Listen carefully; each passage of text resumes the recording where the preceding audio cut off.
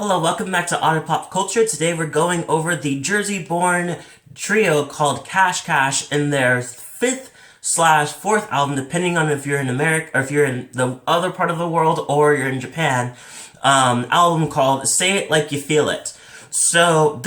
I have followed this trio for a long time, to the point that up to their actual album, their first album that came out, where they were doing kind of that direction where emo and the scene was kind of a big, huge thing, and 2008 with their album called Take It to the Floor. Love the album. I literally obsessed over the Party in the Bedroom song, and I heard it over and over again. And so from then on, they kind of left that kind of band sound and moved into more of electronic sound. They already had like a low-key electronic sound already going with them into it, but I also feel like that low-key was also part of that kind of scene already, but they leaned into that over time to the point where they're officially more electronic of an electronic band or group, and it has completely worked out for the best for them.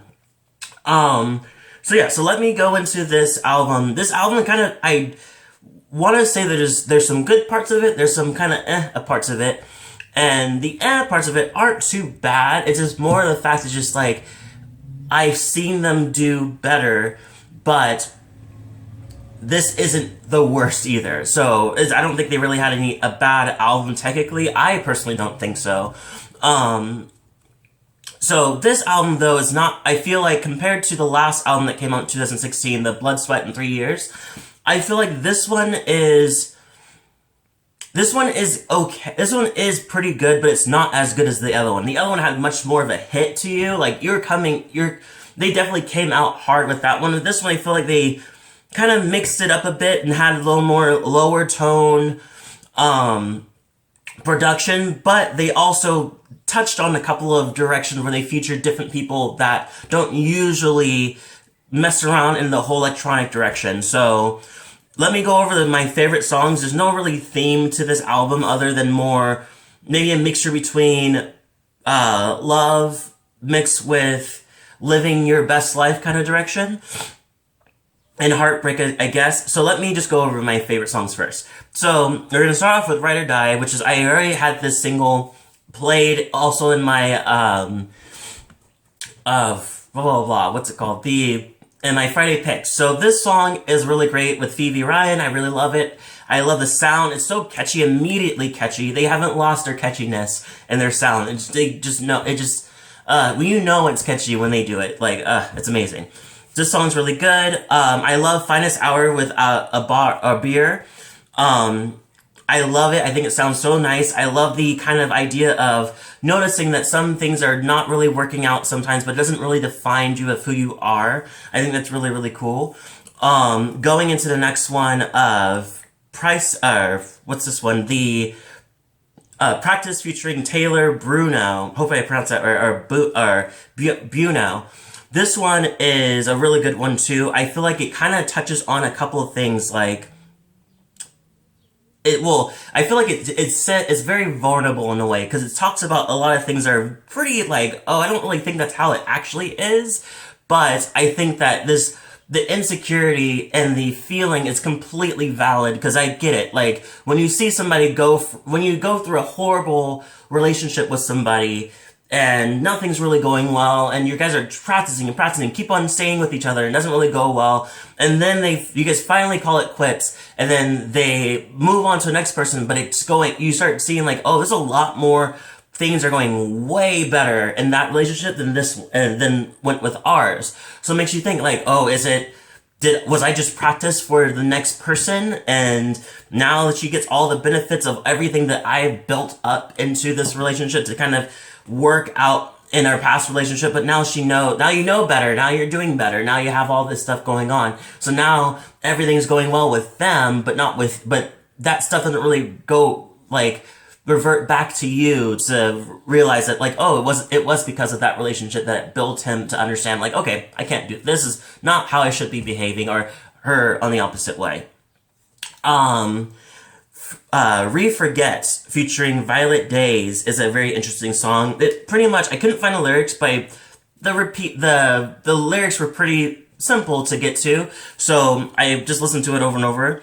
I do like it. I think it's really nice. I think that the idea of like, I feel like it kind of mirrors that whole practice. I feel like it's the whole thing of like, I keep having you in my mind. I want to forget you, but I keep on thinking about you and I keep on talking about you and all that stuff like that. And I feel like that kind of direction is, maybe that's what it is. Maybe we're leaning into, maybe half of it talks about more toxic relationships or trying to forget a past relationship mixed with there's still stuff that I want to talk about with us kind of thing. Or yeah, I'm still working out the theme of the album, but so far that's what I'm getting from it.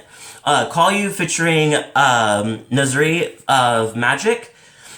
Really, really like it. I think that his voice has always been great, and when I fell into their first album, I knew, I was like, oh, your voice is gonna be all over the place because you have something that's going on.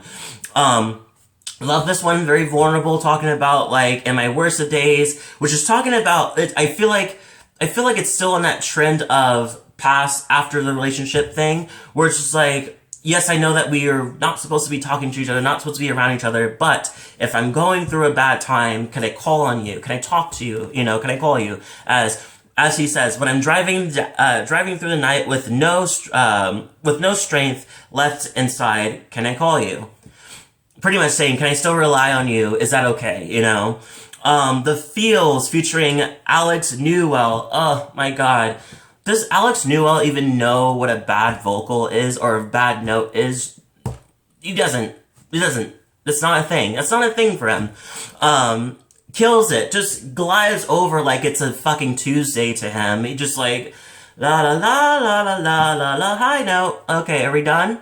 Like, it just feels like it just comes so easy to him. I'm just in awe. This song's really amazing. It's pretty simple with the vocals, pretty simple with the lyrics, but he does a great job on it. Love You Now featuring Georgia Koo. I think that this one's very catchy as well. I love the oohs with the Who's Gonna Love You Now.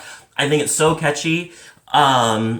All My Love, I've heard the song for a while. I think it's one of those songs that kind of had been way in the back of the singles before they released an album. It seems like there was a bit of a delay of an album coming out between, but it could literally be could be because of the pandemic. So I'm just happy they were able to release it whenever they could. This one's really good. I love it. Conor does a great job with the vocals, and I love the song. The vulnerability of it is really nice with the sound of the really catchy part of it.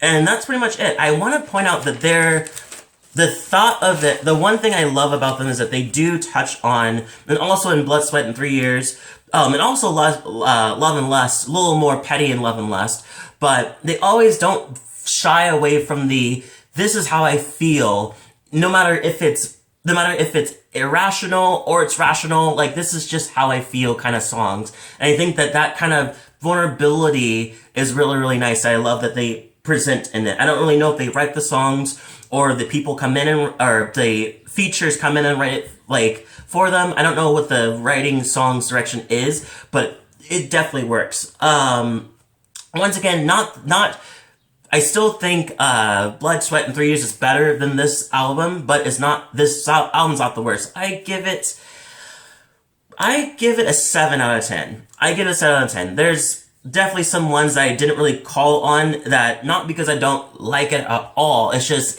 there wasn't anything special or anything that really pulled me into it.